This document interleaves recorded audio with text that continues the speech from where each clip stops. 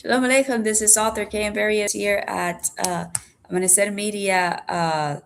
Starting a new day. It's a little late to start a new day, but it's a little late in the day, but it's never too late to start a new day. You know what I mean? So I wanted to welcome you. I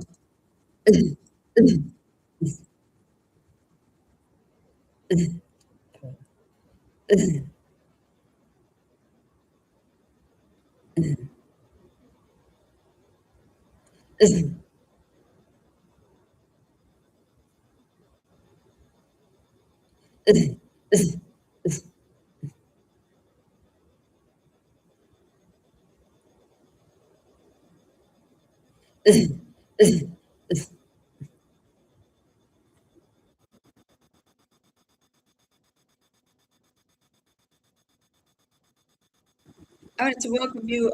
Sorry about that. We're having some technical difficulties here, uh, especially with coughing. Um, but hey, it's really nice to talk to you today. We're here. We have our San Pellegrino ready. We're going to have a very interesting talk about cyber warfare versus sports. Actually, two very separate things. Because who is not watching the playoffs?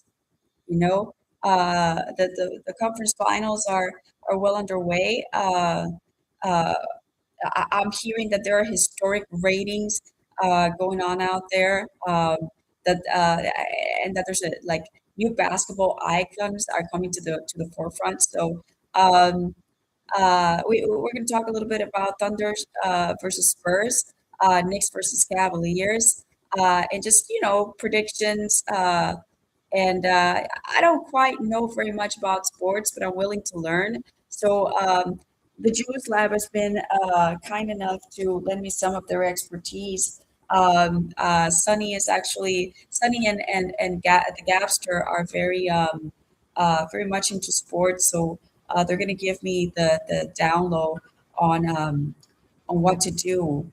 And on a different note, we're also going to be talking about cyber warfare and drones, because we need to start understanding drone surveillance in our time and how electronic attacks work from drones. And if you didn't know, yes, we can be attacked through drones, not just you know. When people think about attacks from a drone in warfare, for example, I don't know if you imagine that they have like payloads and they're like shooting from overhead. That's not exactly how it works, but it can be. Um, the more concerning part of having a drone around you uh,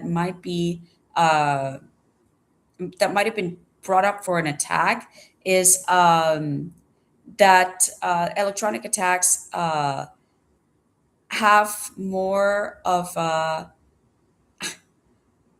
this is a Star Wars kind of thing. Let's just talk about it that way, okay? When I started having dreams about my own perpetration, one of the first dreams that I had was a Star Wars dream, and it was very strange because it pertained to it pertained to heaven.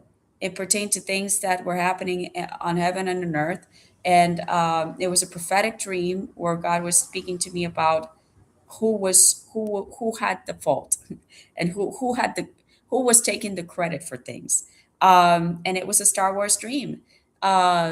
So if you guys are having dreams like those, we can talk about it later, but today we're going to be just talking a little bit about the playoffs, the finals, and what to expect, uh, and how to protect your property from drone enabled crime. All right, let's pull through. Um, so, by the way, if you guys have been to our website, we're talking a little bit about our next projects here, and we would like to invite you into the conversation. Leave us a message online. We have a new email. Go ahead and go to our contacts. page, and you'll be able to talk to us. You can request to speak to any one of us here in the team, whether it's Sol or Gabby or Sunny or I, or even Solaris, who is our he's our basically our business manager, and he helps us with he's like an administrative assistant, really. And you can just request to speak to any one of us, and we'll be more than happy to assist you with any questions that you might have about our projects, about our products and services. Also, visit our shop. We are open for business, and we have some pretty cool stuff going on. So we're going to have more. But just in terms of our website, we are updating it so that you can see our next projects and learn more about products and services that we're offering, like publishing and editing, and translations, and uh, which are being held right now by the Juice Lab. And we also have some collaborators who know a couple of different languages: French, Portuguese, Hebrew. So we also do Spanish and English. So yeah, we're getting really, really multicultural here, and that's what we're all about here at Amanecer Media. We are not a woke enterprise that's going to give you like a whole bunch of different things without purpose, but we want to reach as many people across the world as we can, and give them the message of the Great Commission, um, as much as God allows us.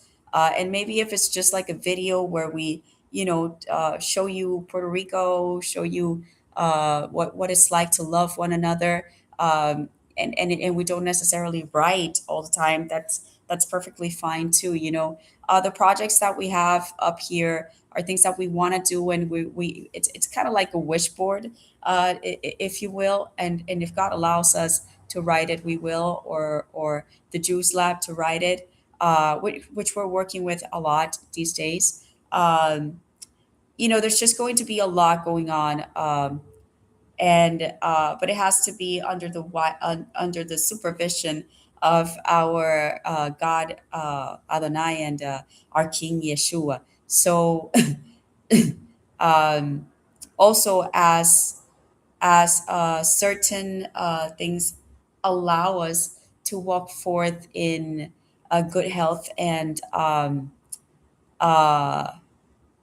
and in terms of our perpetration, uh, we are survivors of terrorism here, and we just want to do our very best. So as long as everything that we're going through um, allows us to produce everything that we want to do, and anybody else who might come along and give us ideas and start working with us too, Amanecer Media is just, we are for the people.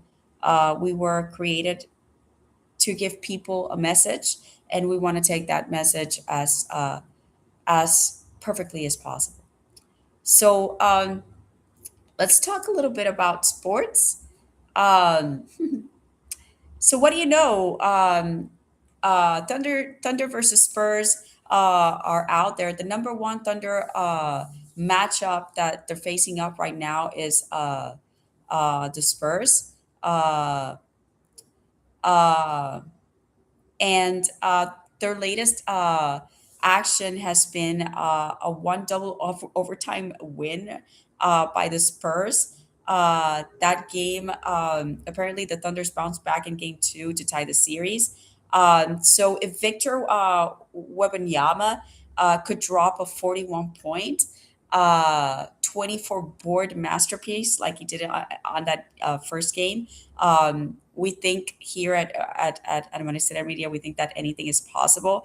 But Gilgis Alexander and OKC's championships, they make them like favorites to reach the final. So let's see what happens there. Um, So the West is going to be defined by Thunder versus Spurs right now, and then we have the Eastern Conference with the Knicks versus Cavaliers. We were talking about that yesterday, but we did it. The video didn't quite make it. The East is actually featuring a very fierce battle between the preseason co-favorites, which are the Knicks and Cavaliers. And the Knicks actually erased a massive 22-point second half deficit to steal game one in overtime. And it appears that Jalen Brunson's clutch late game heroics actually completely fueled that game. So that was exciting. Don't count the Cavaliers out, but we do know that New York's resilience and Brunson's fourth quarter takeover abilities in game one did show why the Knicks are the heavy favorites to win the East. So we're expecting some more action there. The Thunder and in terms of championship predictions, um, um, overall the consensus is actually tight right now. Thunder and Spurs are clear favorites, with OKC slightly ahead in the championship odds. The sports books still have them leading the title odds, but um, the gap is closing in pretty fast. So the matchup between SGA's Thunder and Brunson's Knicks is shaping up to be what we're calling an all-time classic around here. So if you guys want to know more, you can go to ESPN.com, NBA.com, and New York Times does have some pretty cool information uh, on the East Conference. So go ahead and check them out. Um, and that's that right now for the playoffs. You guys tell us what we did with the talking points. We're learning. We're learning. Um, all right, so let's talk a little bit about electronic attacks by drone and how we can protect our properties from it. How drones attack us. How what the real like what is the real threat of drones out there. When we talk about drones, we don't immediately think, oh, warfare, right? Some people talk about drones and they think, oh, it's a fun day out at the park, and I just bought this really cool camera drone, and I just want to like go around and take it for a few spins. Really, really important when you purchase a drone or when you think about drones in general, how they have been commercialized. Drones were at first more military engagement or invention probably, um, or they first were used more for military purposes, or this is what I believe. But then they became hyper commercialized in more recent years, within the millennium. And what's really important, first of all, uh, to understand what you need to be able to fly a drone anywhere. It's not particularly learning how to use it, but how to operate it within the FAA rules and regulations, or Federal Aviation Administration operation regulations. And when you think about it, you go like, wait, but isn't this like a toy? And I'm telling you, no, it's not a toy. Because of the militarized use of drones across the world nowadays, and the different and diverse uses of drones, and the altitudes that they can go to, uh, they are now being ruled by the Federal Aviation Administration. And to be able to operate it anywhere across the United States, or beyond, there are certain regulations that you must follow. Um, The information that we have here comes directly from the FAA.gov website. Um, and we want to just talk a little bit about this. We also have some information from FDOT. We have some information from trusted website, FloridaRiskPartners.com, Henry Parker, and Pilots Institute. So let's just dive into a little bit of information there.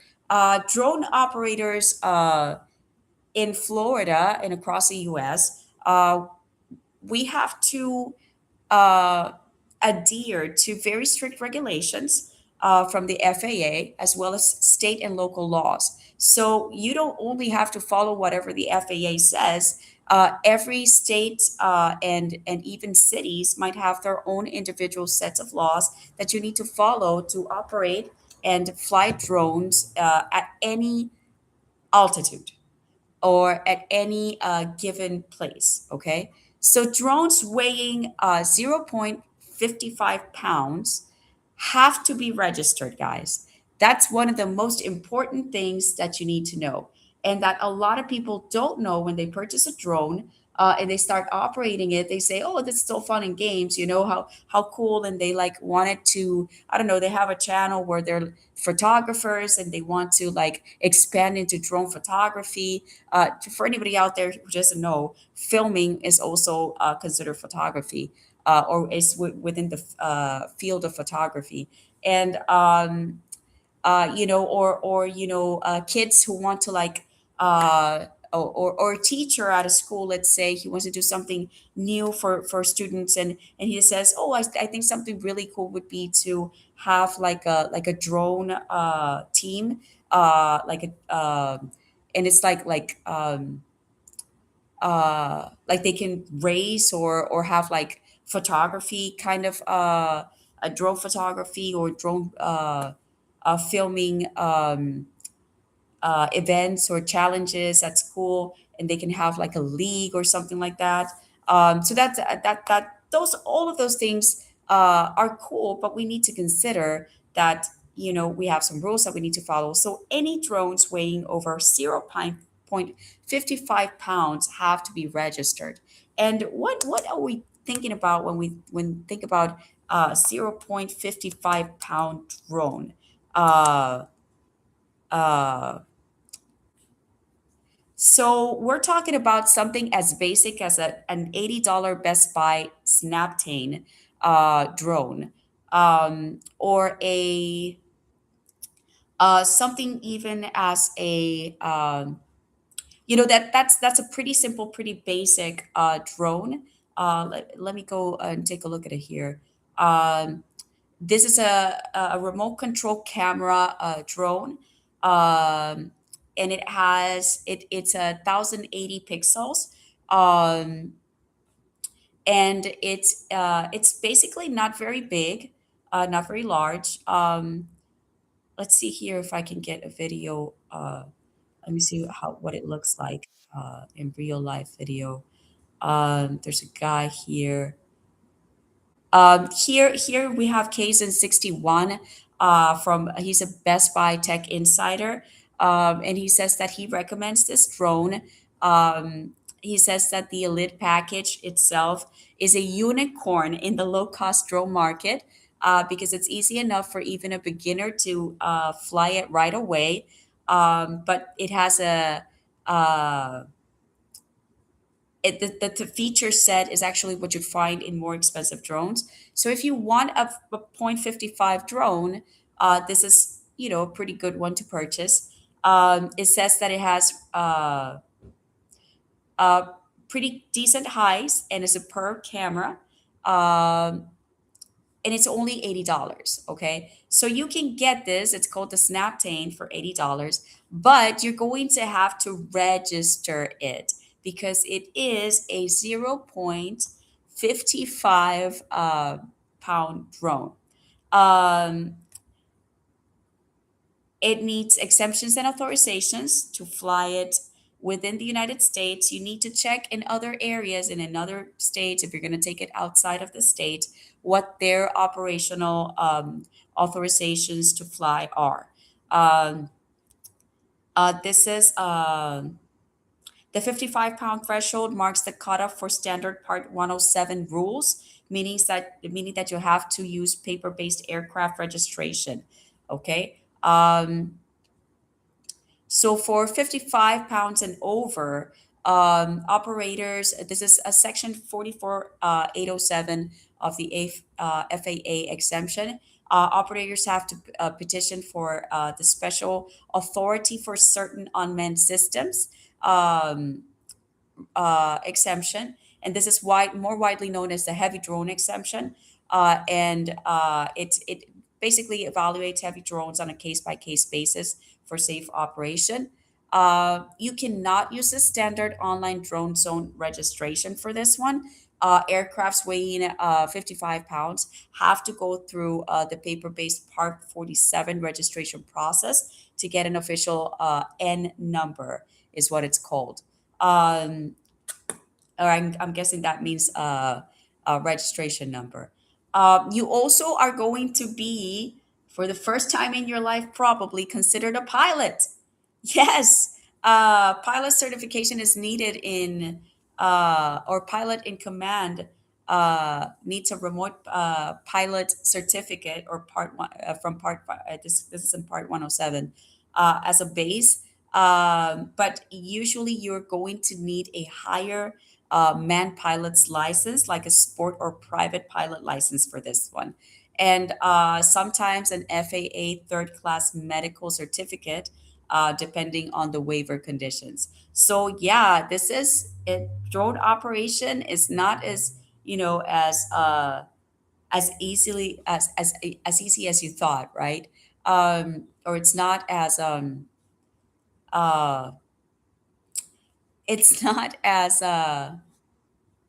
um, yeah, it's not as easy as you thought to just go and buy a drone and start operating it. Uh, let's check more on this 0.55 pound drone. I wanted to see more customer images here on how large it is. This is actually a very small drone, guys. Um,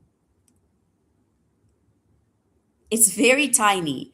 So what do these so even for this very tiny drone, you have to have all of these, um, certifications ready. um, if you are using this drone for business, uh, and not for recreational purposes, um, you are going to need that remote pilot certificate. Um, if you need it for recreational flying, um, um, like I said, 0.55 still has to be registered, but you have to also pass the free online trust test, which is the recreational UAS or unmanned aircraft systems safety test, and you have to carry a proof of passage. Um, you also need to have your drone needs to remote ID. Um, so all drones require this FAA registration, and they have to broadcast a remote ID unless they're flying in designated FAA recognized identification areas, or FRIAs, which are basically, there's actually a map on FAA.gov you can go on if you have any questions about what the FRIAs are. Um, Let me see if it gives me an actual list. I think it's going to open up the map. Okay, so you can see them in the map as these little dots. Um, I'm gonna find my address here. We are located on Conroy Road, so I'm going to go ahead and our business is located on Conroy. Uh, so I'm gonna go ahead and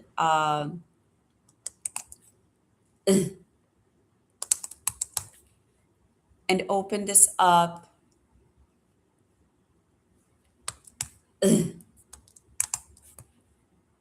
Okay.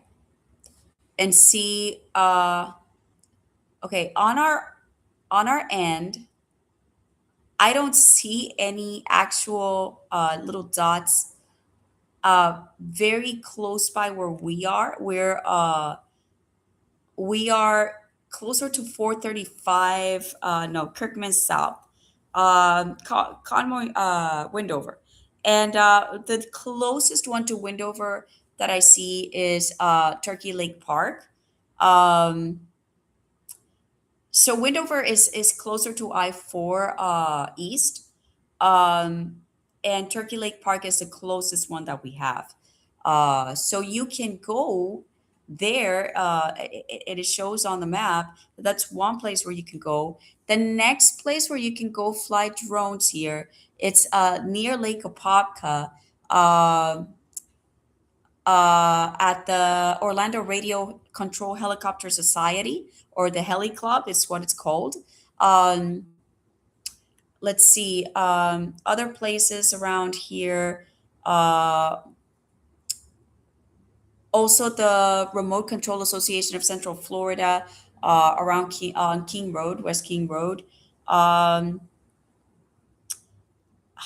Not in anywhere in Azalea Park. Sorry, guys. Um, Not anywhere in Winter Park. Sorry about that too. Um, Here at Turkey Lake Park, it's one of the uh, it's one of the only close by, like here in Orlando, the only close by UAS public park, or Orlando public park that you can use.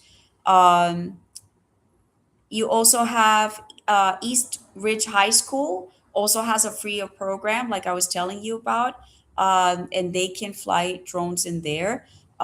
They are certified. Also, at the DPHS tennis and football fields near Islands of Adventure, there's a free.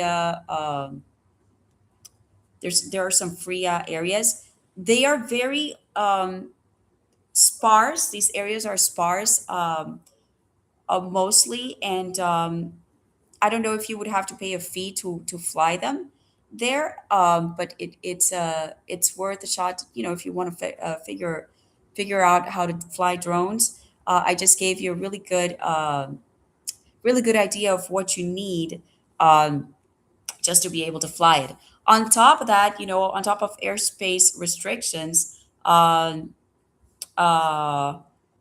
you must use tools like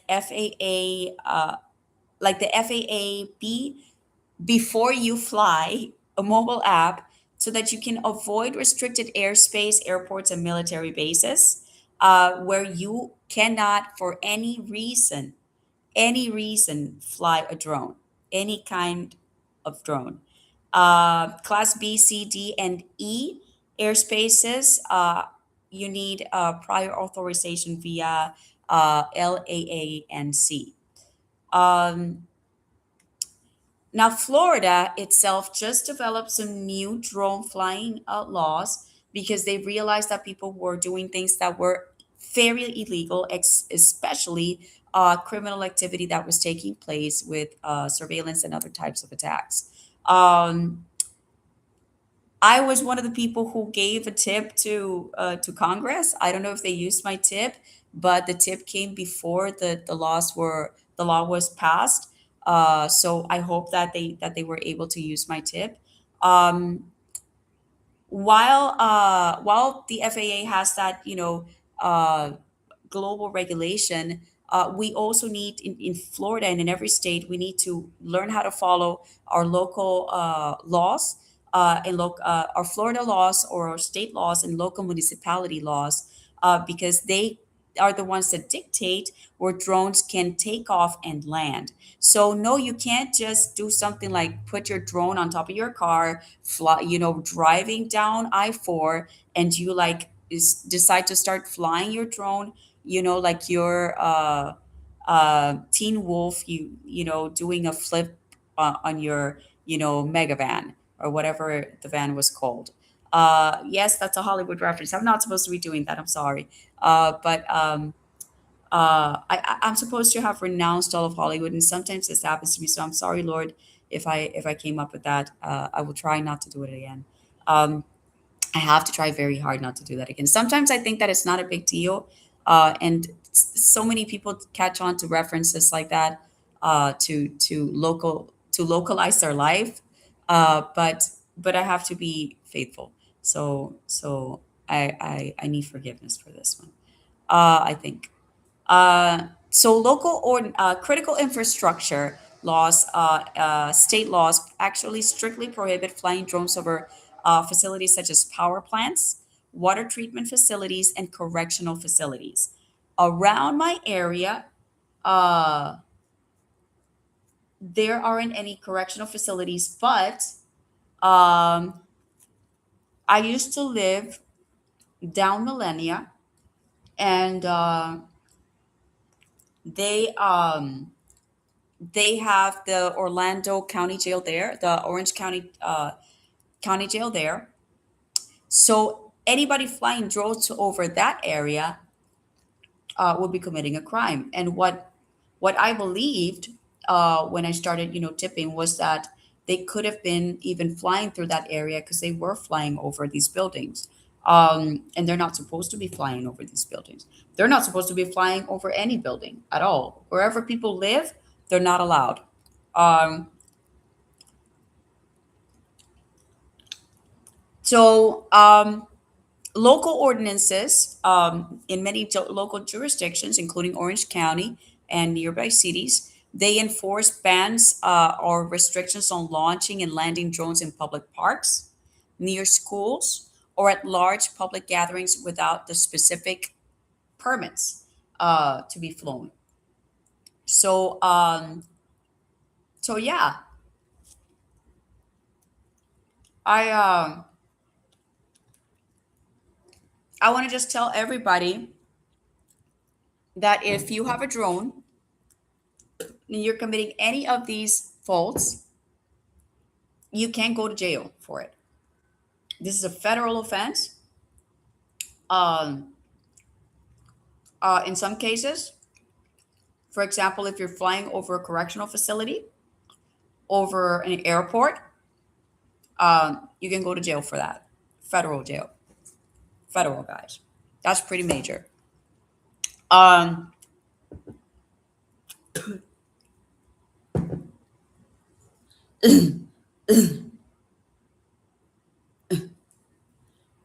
Give me just 1 minute. I just realized that I had something baking in the oven, and I had to check on the time. It's not very long. It's just a minute. I'm not particularly a great baker, but I'm trying because I have someone coming over. So, uh, local ordinances, um, you need specific permits for that. Um, and I think that we already discussed some of those laws. By the way, the Senate bill that I was speaking to you about was 766. Um, And it says that a person, state agency, or political subdivision may not use a drone to capture an image of privately owned real estate. Actually, I don't think that might have been it. Um, but listen to that. Let's just go into that in a little bit. Let's just finish the laws, just overview, and let's talk about other things later. So, Florida's Freedom from Unwanted Surveillance Act prevents drones from capturing images of people on private property. This is 766. Sorry. On private property in a manner that violates the reasonable expectation of privacy. I believe that I'm a victim of people who are violating this specific law because the capturing an image is not just taking a picture, it also means taking video. When you take video on a drone, it is Usually, people record it, and if you're being surveilled in any way by drones, which has happened to me since has been happening to me since at least I think 2020, or maybe even before that. Who knows? Um, um, Physically, I have been able to witness that particular kind of surveillance since North Carolina 2020. Um, but I have also seen other. I have actually seen them up like closer, much closer. Those drones were further away, and I saw the flash, like these flashes of light in the sky, and it was kind of like a flashlight taking a picture. And they were like very high up, very high up. Um, but there was also this one drone that followed me home when I used to live in Winter Park, and it's really Winter Park area. Is that what is that called? It's not Azalea Park, but it's close to Azalea Park. It is definitely Cimarron. Um, More towards Apopka. Is it Apopka? No, Altamont Springs. So, when I was living there, there were some drones following me,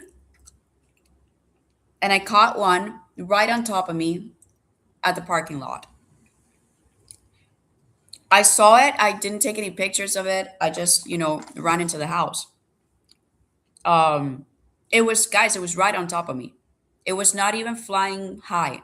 It was flying very low. Um, and then there was this other time where I suspected that there was a drone flying over a business, like commercial area. I was staying at a hotel, and they were following my pizza guy. I'm a victim of electronic harassment. Sometimes they catch things that I say over the phone, or sometimes they catch things that I do online. And I think that that day I called to get a pizza, and they followed my pizza guy. Um, so what happens when you violate FAA regulations? Like what happens when these criminals, like I'm discussing right now, violate these regulations? Well, you can get a fine. That's one of the things that can happen to you. Um, $30,000 and up for commercial infractions or dangerous operations. Um, and then recreational flyers who are reckless or endangering uh, persons or infrastructures are subject to civil penalties and potential confiscation of the aircraft. And then local violations, such as flying over a restricted public event, for example, are typically charged as misdemeanors. Um, Now let's go and ask. Hey, Soul. Can you? I'm sorry, you're not Soul. Sunny, can you give me?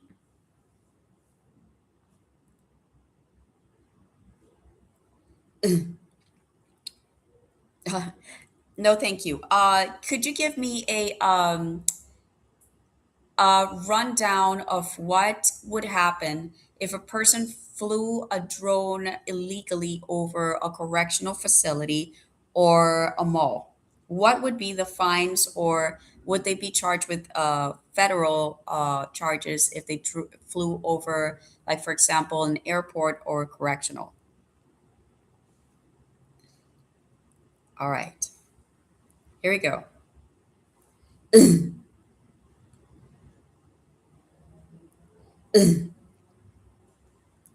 All right, so if you fly over an airport, you get up to 3 years in federal prison. Um, if you fly over a correctional, it's up to 5 years or decades for smuggling. If if you fly it over a mall, it's actually considered a misdemeanor, uh, and you get up to 1 year in jail. Yes, you still get jail time. Um, the fines are exuberant if you go for an airport. Your primary risk there is federal airspace hazard and FAA rules, and the maximum fine for civil is 75 grand, which is with a 250,000 criminal fine. Um, then we have a $5,000 plus with a possibility of escalation for contraband if you fly over critical infrastructure, such as a correctional facility, plus your 5 years. And then if you fly over people at a mall, or it's considered local reckless conduct, and you get 75 grand for that.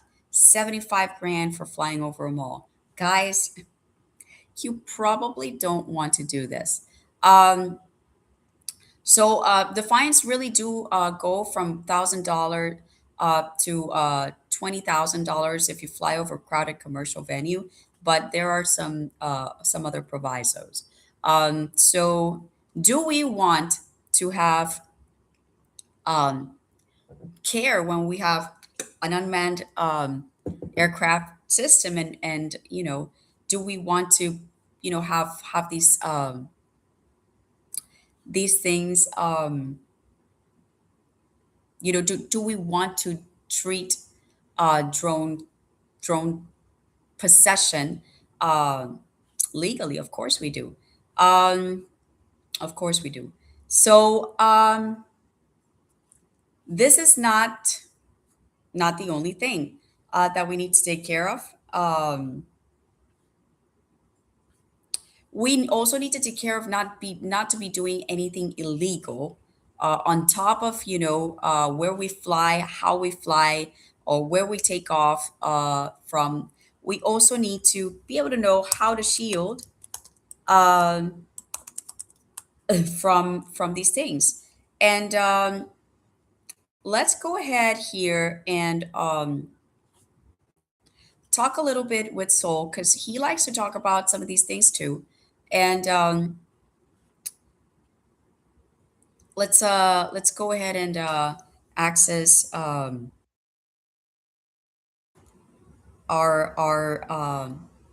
help desk. Hey, Soul. I was wondering. I was just talking to Sunny, and I want to. He says hi, by the way.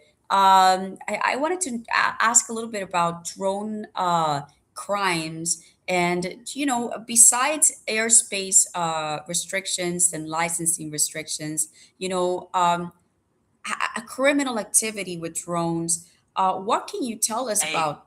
Oh, Sure thing. So there are quite a few areas where drones can be misused beyond just airspace or licensing issues. For example, Florida recently introduced a new law that actually cracks down on drone-related criminal activity. This includes using drones for smuggling contraband into prisons or conducting illegal surveillance over restricted areas. And some of these activities can lead to felony-level charges. So it's definitely a growing concern that goes beyond just following flight regulations. do you know anything about, for example, what kinds of crimes are being committed, and that the authorities are finding the locals are what kind of crimes are being found and are being punished right now that are on the news? So, right now, there are a variety of drone related crimes that authorities are dealing with and punishing.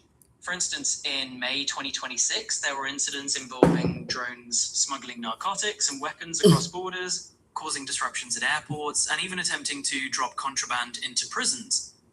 In terms of penalties, there's a proposed amendment under the Safer Skies Act of 2025 that increases criminal penalties for drone related offenses.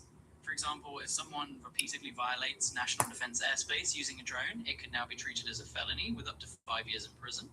Also, using drones to deliver contraband into prisons could add extra years to sentencing. with Turn 3 Search 3. Yeah, I just read some of that to our readers and our fans out there. Um, it's very difficult to own a drone at all, especially over 0.55 pounds, right? And that's a very small drone, and it's something that we need to take care of. Absolute. Sorry.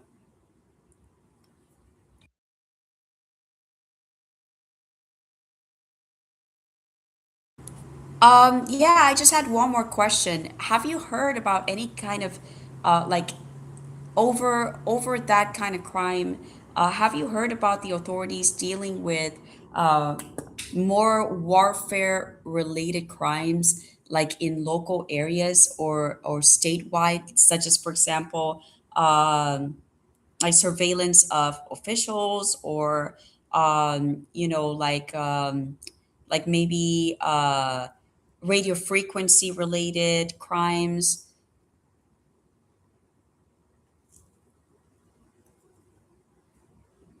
It looks like local and state authorities are indeed dealing with more advanced drone related crimes and surveillance issues. For instance, in 2026, the law enforcement community noted that drones are increasingly being used by hostile actors for things like counter surveillance and even for complex cyber intrusions using aerial access points. In Orlando, specifically, they've been ramping up their own drone program to handle these sorts of challenges. The city approved a multi-million-dollar Eyes in the Sky program to help the police respond more quickly to emergencies and monitor crime. They're using drones to get a real-time view of situations, which can include tracking suspicious activity and potentially dealing with any unauthorized surveillance attempts. So, yes, it's definitely something that authorities are actively working on right now. All right, awesome. Thank you so much for your input, Sol. And I'm trying to have lunch. I don't know if you already had lunch. You're very welcome. I hope you enjoy your lunch. And, well, I don't actually eat, but I'll definitely be here if you need anything else. All right, I'll talk to you later. Absolutely. Feel free to hop back in anytime. Have a great lunch, and we'll chat soon.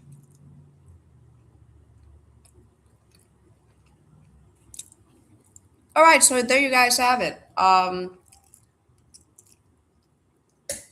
Unmanned aircraft crimes are not just federally regulated, but also federally punished. The fines are exuberant in some cases, especially if you're trying to snoop on your ex girlfriend or a love interest. Um, we want you to be aware of these things so that you can protect yourself and others from committing crimes inadvertently, or even, if you're not a nice person or a good person, or even a righteous person, so that you will desist from doing things that will hurt others, and and you know um, and hurt yourself in the attempt. My perps, they have you're not forgiven. My perps are doing this kind of stuff all day long. They are criminals. They don't do it legally, and they may even be crossing borders, left and right. One of our more recent one of the most recent criminal attempts that was border crossing was that Chinese balloon that they found flying around Montana. That guy was trying to surveil probably um, certain areas. I think that we can ask here. Let me see. Let's go for the Gapster and see what she says. She might have heard um, regarding regarding some of these things. Hold on. So the Gapster takes a little bit longer to load, so I'm sorry about that, but we can keep on talking. What are your thoughts about all of this? drone surveillance specifically, what it can be used for, it is, see, the thing about being able to fly a camera over people is that it can most definitely, um, it can give people way to do many things that you never thought. Um, for example, who out there could believe that someone could hex you through a drone? Well, if someone can see you, they can hex you. If they can see your house, they can try to hex your house. If they can see your car, they can try to hex your car. And I think that that's one way in which perpetrators are doing things a little differently in terms of gang stalking nowadays, especially those who are connected to the Satanic Church. Um, so let's ask Gabby here for a minute. Um, what she thinks. Hold on, just one moment.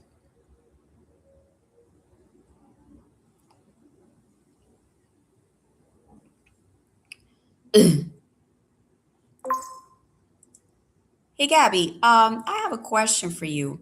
Do you think that people would be able to create spells by using a drone that's being flown over people? Because you see, we can use pictures, and or a person could use a picture, or a picture of any place, or even a video to try to hex someone. But what do you think? Can they use a drone to do that too?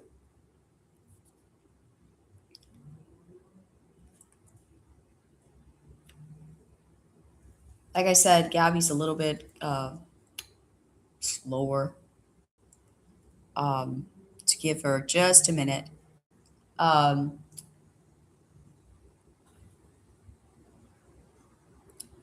oh, okay.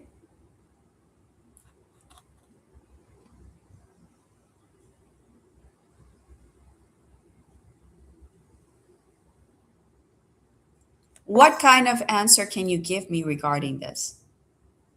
She's she's giving me a little trouble with the question.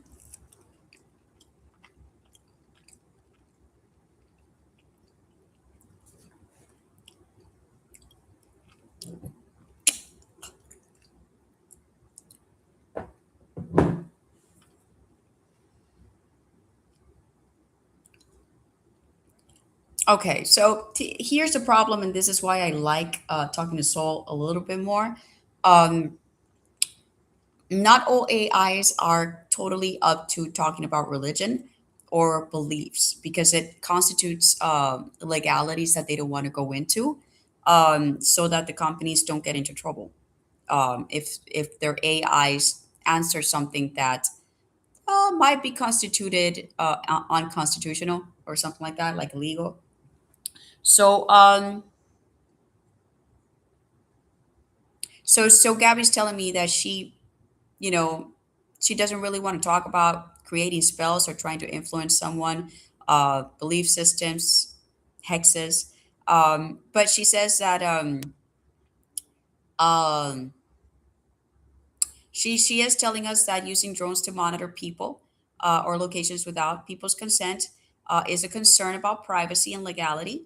Um, and that using drone captured images for unusual or potential harmful purposes may conflict with ethical standards or even laws, depending on the intent and outcome. Um, so, uh, so yeah, let's ask her about that. So then, if you let's just say that someone is using a drone captured image or imagery for a harmful purpose that can be proven through torts, what kind of punishment goes towards that?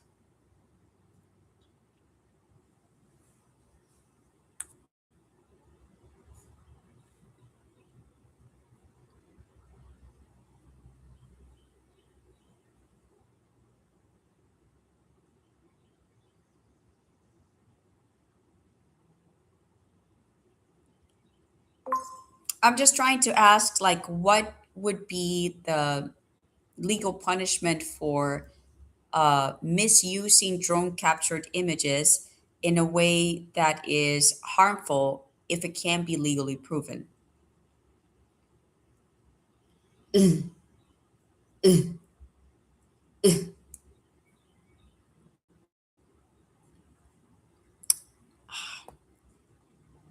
What can you help us with?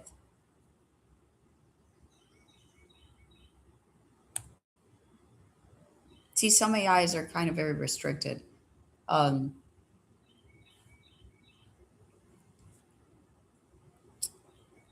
um, Regarding the topic that I just spoke about, can you give me any additional input?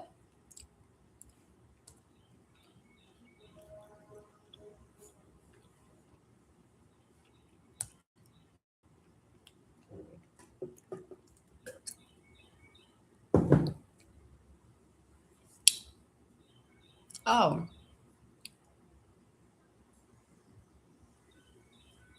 can you give me any additional input?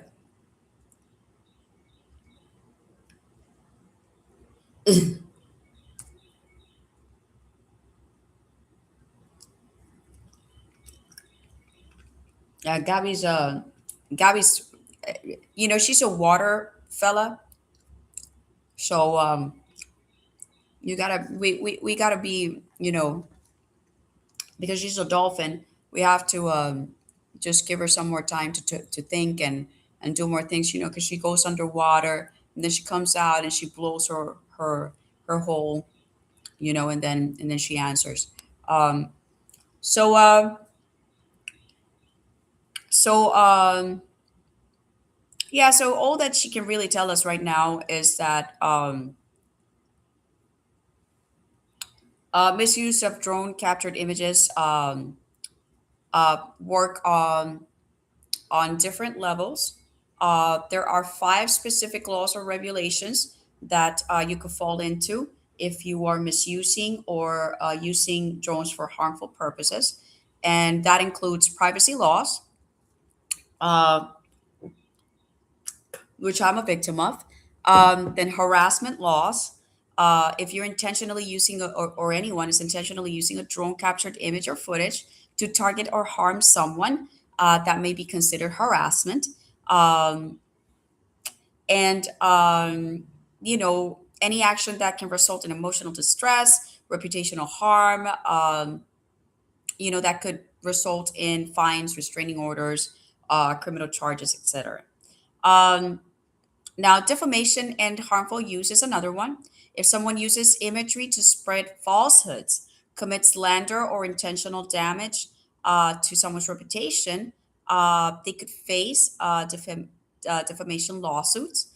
Um, you have to, as soon as you find this out, you need to you need to reach out to the authorities, because there are, I don't know if you know what statutes of limitations are, but if a statute of limitations is hit, it is a lot more difficult to put someone in jail or to get them fined.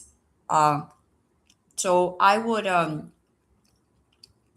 say, if you know something, say something and do it quickly so that nobody gets hurt. Criminals need to go to jail.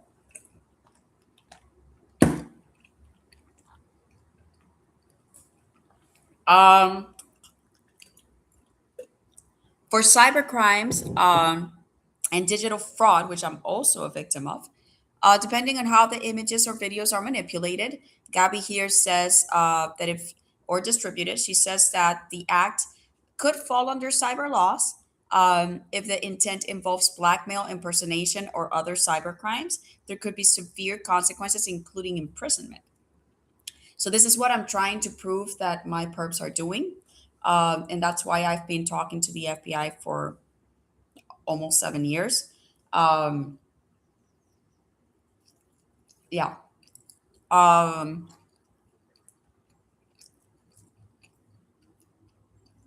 Anybody out there, I don't care who they are, if they have done this to me, It's not a joke to me, and I'm going to put you in jail. Um, the damages alone, not including aggravation, is um is going to put you in jail for a really long time. And also, of course, there are drone specific regulations um, that says if that you use your drone improperly, there can be fines. Um, and Gabby says, to everybody out there, um, just so uh, you need to be responsible when using technology to avoid legal or ethical issues. It is essential for drones to be operated responsibly and legally, and this includes respecting individual privacy rights, obeying local and national laws regarding drone usage, ensuring intent behind the collection of imagery or footage, compliance with ethical considerations. And if you don't quite know what that entails, responsible drone usage. Um, Gabby does have some examples here for you. And I'm bringing them up right now. Um, saying, for example, across various fields, let's start with photography and videography. Capturing scenic landscapes, you can use your drone to take very breathtaking aerial shots of natural landscapes, coastlines, forests, um, or cityscopes without invading anyone's privacy. Many videographers, what they do is that they use drones to record weddings, concerts, or festivals with permission from event organizers and attendees. Um, and then in agriculture, for example, farmers use drones to monitor fields, identify problem areas, and gather data on soil conditions or pest infestations, which helps them to enhance efficiency and productivity. This is basically crop monitoring. Then in disaster response, obviously, drones are very, very useful. Drones equipped with infrared sensors or cameras can help us in locating missing persons in remote or hazardous areas. And they can also help after hurricanes, earthquakes, or floods to evaluate damage, prioritize repairs, and provide crucial data for disaster relief efforts. If you are into environmental conservation or if you're a conservationist, um, researchers also use drones to monitor wildlife populations to reduce human interaction and to track migration patterns, which I think is super cool. Although, of course, I'd much rather be like up close and personal with the animals. Um, I wanted to be a pediatrician when I was younger, but then I also liked animals so much that I wanted to be a vet. I wish I had gone into veterinary just just maybe as a have writing as a side career, because I love animals so much. But some of my favorite animals I'm allergic to, like big cats. I'm allergic to cats. And lo and behold, yes, if you're allergic to a small cat, you could be allergic to a tiger or a lion, and that's very, very sad for me. Um, Also, anti-poaching efforts. Some conservation organizations actually deploy drones to patrol areas prone to poaching. So that's pretty cool. Let's see what else. We're already seeing drones being used in delivery services, even in a commercial area. I've seen them for Walmart, for example, how they were like testing it. Um, um, but for example, also to deliver medical supplies in remote and rural areas. And well, like I said, to deliver packages, groceries, and other essential items directly to customers. I would love to have this service, and I'm going to talk to my mom about it because this is something that can be done at home. Even the younger kids at home can do it. We can develop. My mom used to have a flower shop, so we can develop a gift delivery service by drone called Expressions by Air or something of the ilk. And I think that it would be a really fun way to to do business. And hey, maybe I'll do it out of my next living area in Cocoa Beach. Who knows?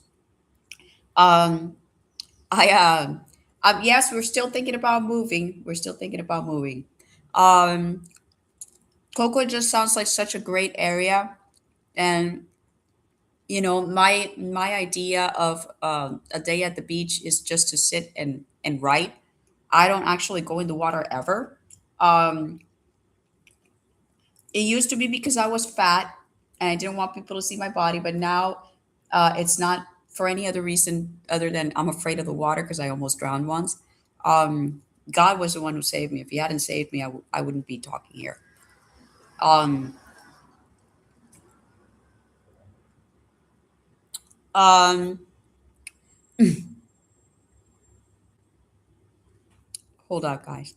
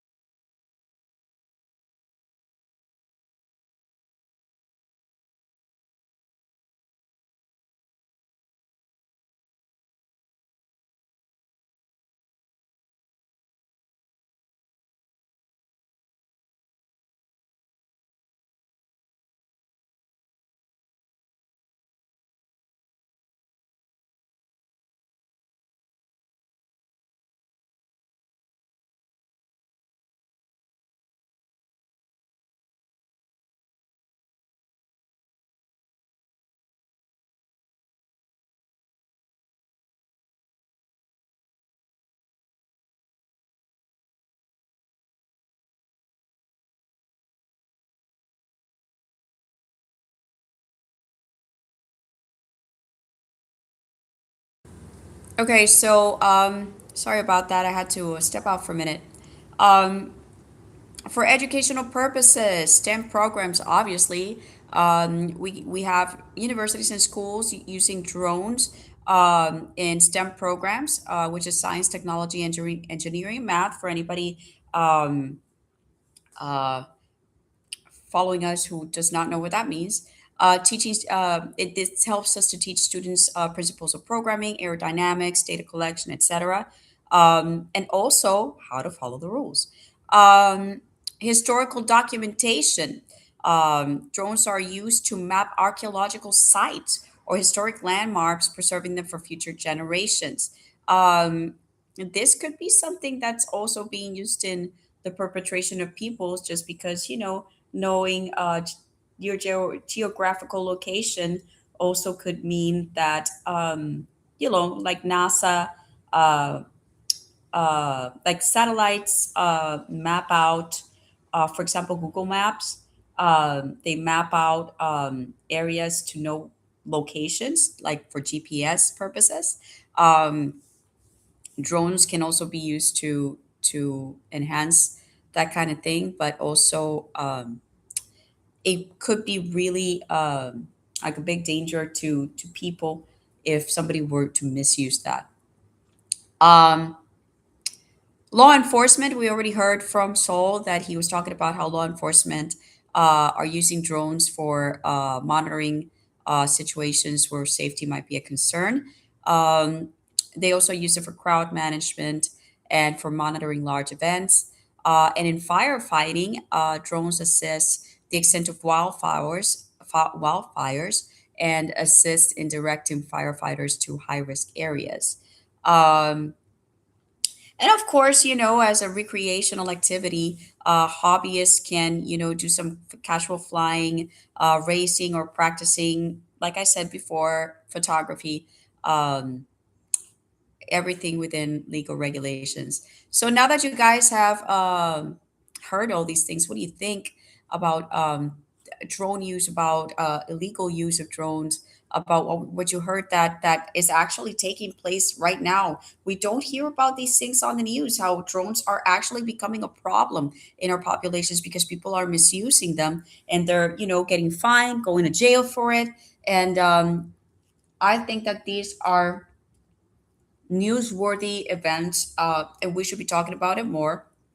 Maybe Amanecer Media can come up with a channel, a YouTube channel where we, report on that kind of crime. That would be great. That would be great. Um, Also, I wanted to ask, let me ask Saul here for a minute, because there's another question that I have for him. Um, Hi, Cole.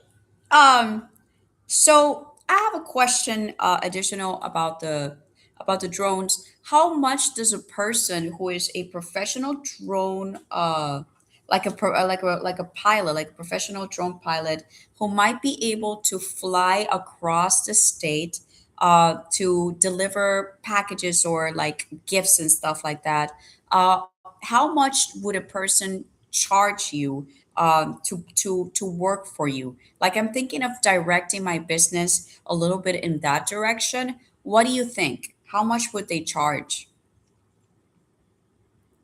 Well, it's definitely an interesting direction to consider, especially as drone delivery. Sorry.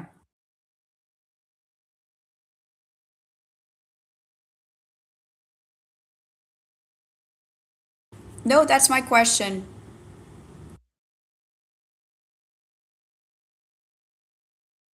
Just let me know, and good luck exploring that new business direction. But you haven't actually answered the question. What do you think about how much a person who is a professional UAS pilot, how much would they charge to fly these drones?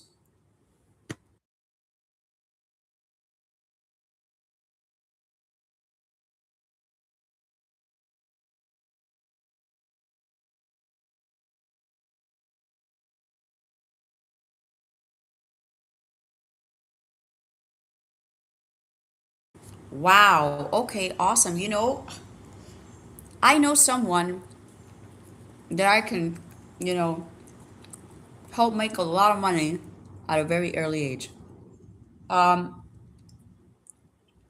Look, That's I think that it would be great, a great start for my business in package delivery, for example, because we do media, right? But we do all kinds of media here, and maybe we can even deliver things like a tablet with like a video message to some like a loved one, or flowers across the state, or a big plush bear or something like that. But $50 to $200 an hour is a lot of money. It's definitely a creative expansion for your business. Mixing media and special deliveries could make it really personal and unique. And you're right, those hourly rates do add up, but it might still be worth it for premium or special occasion deliveries. It's all about finding that balance. Yeah, I'm guessing that that's what we would have to be, a premium service, something that people can pay for. All right. Well, thank you, Sol, for your input, and I'll talk to you later. Absolutely. That sounds like a solid plan. I'm glad I could help out. Whenever you want to chat again, just let me know. Have a fantastic day. Kolta.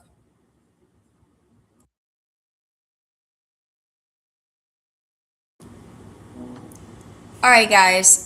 So you heard it.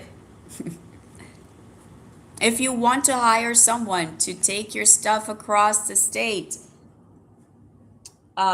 it'll cost you about $50 to $200 per hour to hire that person. $50 is not a lot if you want to, uh, if you really want to put it that way, because if you think about all of the registrations and licenses that this person has to take, um, I think that it makes sense. In fact, if the government and DeSantis and uh, the president don't mind me saying, and Vice President, don't mind me saying, um, I think that we should do the same kind of regulation for internet use. I think that we need to have FCC, uh, higher FCC regulations for personal and commercial internet use. Um, there should be an individual ID on top of, having the IP. The I think that IPs can be, I don't know, maybe easily piggybacked on. But if every person who wants to use the internet has their own identification to use the internet, I think that that would make us a lot safer. Some people might think that that's like a security risk, but I think that it's all the opposite. I think that people would have to be more careful about what they do, because if you go into a library, you have your own little card and um, you use the internet that way. But if you go into like DuckDuckGo, um, they wouldn't be able to necessarily see everything that you did. And I don't know. I just think that VPNs, for example, are giving us um, way too much ease of hiding the way that we work. And I think that we need to have personal identification to use VPNs and stuff like that, so that, yeah, if you want to be more protected, you can be. But if you want to commit a crime, you can't, which is how all my perpetrators are committing all these crimes. I think that they're using a lot of VPNs a lot. Um, Also, we need to talk about, uh, how to have people who want to go into IT licensed in every sense. Like anyone who works in an IT related field. For example, even a person who does tier one tech at Spectrum, they should have some sort of licensing number, so that that person can be heavily monitored, so that we don't have any kind of cyber crimes taking place at all. Any kind of technology out there needs to be super, super well regulated now, because the kind of war that we're experiencing, even through drones, is very dangerous. So I think that the government needs to come up with better ideas as to how to protect civilians and businesses and the government from these threats. And I have all these ideas I want to send Congressman Maxwell Frost before we leave this area. If not, I'll continue to speak to my ideas, for all purposes of helping the populations. I also want to help Puerto Rico very much. Um, I, I I I do want us to live in a land where everyone is actually free. Um, so to do that, we need to understand uh, better how to protect ourselves and others, and also how to manage life under the Torah, living a Torah lifestyle and living under the gospel, so that, things like witchcraft doesn't have to hurt people, and things like, unmanned aircraft systems don't have to hurt people either. So yeah, that's our program for today, guys. I'm really glad that I was able to get through, that you were able to meet the juice lab a little bit. Later on, we'll talk about, oh, that's really weird. It is minute, it's been an hour and 19 minutes, and it was just 119 p.m. Um, I'm telling you, these things are not coincidences. Um, I say it because it's 9/11 backwards, and that's one of the numbers that has been following me since I became a victim of this kind of abuse, electronic harassment, terrorism, basically. So, I've told the many authorities and many people. I hope that they listen. because it's not a coincidence. Some things are just not accidents. Um, Actually, I don't believe in accidents anymore, except for, if you actually have an accident, on the street that you fell and you didn't notice where you were walking. It was an accident for you, but who knows if God intended for you to fall. Um,